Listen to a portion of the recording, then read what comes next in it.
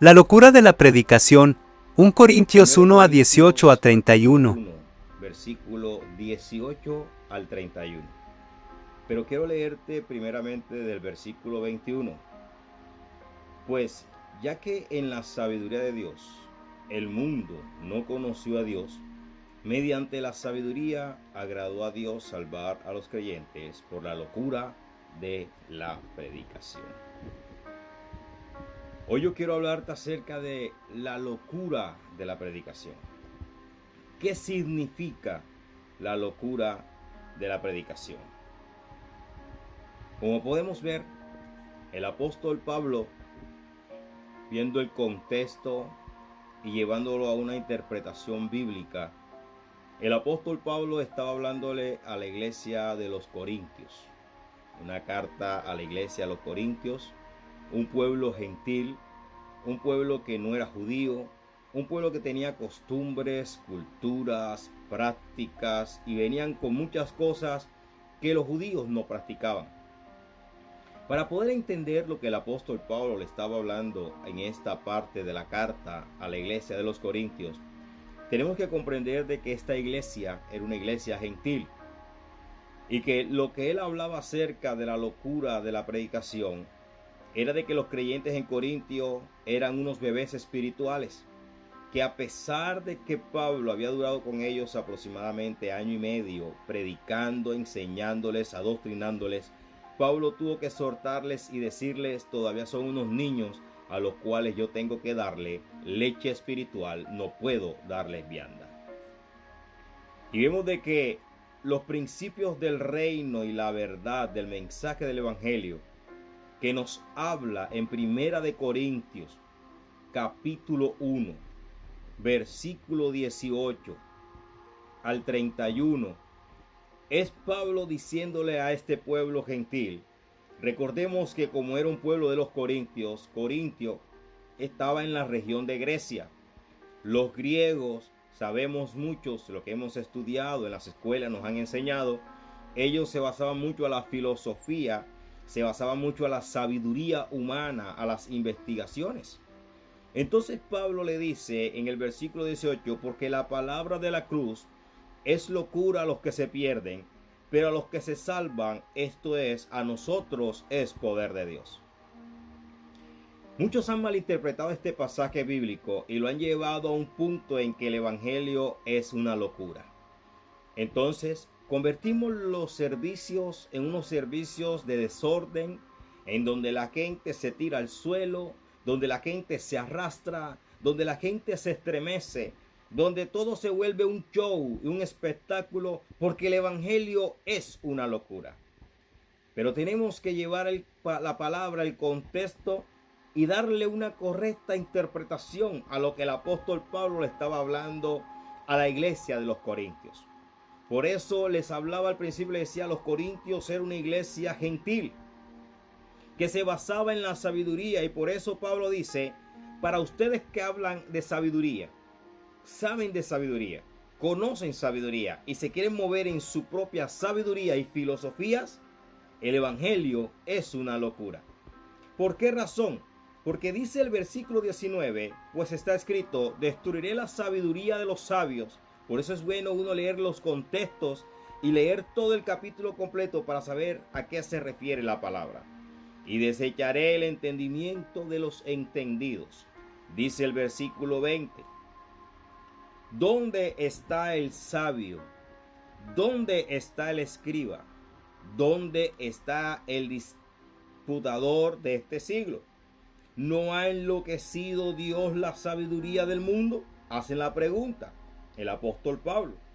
Dice el versículo 21, que fue con el que iniciamos: pues ya que en la sabiduría de Dios el mundo no conoció a Dios, mediante la sabiduría agradó a Dios salvar a los creyentes por la locura de la predicación. Ahora vamos al punto principal y el importante. ¿Por qué Pablo hablaba de la locura de la predicación? ¿Por qué razón? Para los griegos como para los romanos, vamos a encontrar también en Romanos que Pablo le habla y dice: para muchos es locura esta predicación. Porque recordemos que lo que Pablo predicaba era la cruz, la crucifixión de nuestro Señor Jesucristo. Y decía que a través de esta cruz había salvación, que a través de esta cruz había regeneración y reconciliación con Dios, de que aquel que había muerto en la cruz nos había dado victoria. Pero para los griegos, para los romanos, para los gentiles, la cruz era símbolo de maldición. Y que todo aquel que moría en una cruz era un maleante, era un sicario, era una persona que se merecía morir ahí, era una persona que era mala, pecadora, inmunda. Por eso, para el gentil, el que moría en una cruz y decirme que el que murió en esa cruz me trae salvación es una locura. ¿Cómo tú me vas a decir que va a ser salvo por una persona que murió como un maleante? ¿Cómo tú me vas a decir de que el que murió en una cruz va a traer salvación y redención si ni siquiera él pudo salvarse de la cruz? Y esa era la predicación del apóstol Pablo. Por eso él decía, esta predicación es locura. Le agradó a Dios salvar al creyente, al que crea de que en aquella cruz, que el que murió en la cruz resucitó al tercer día, nos dio salvación. El que cree por medio de esta locura, hablando al gentil, es salvo. Por eso dice en el versículo 22, porque los judíos piden señales y los griegos buscan la sabiduría.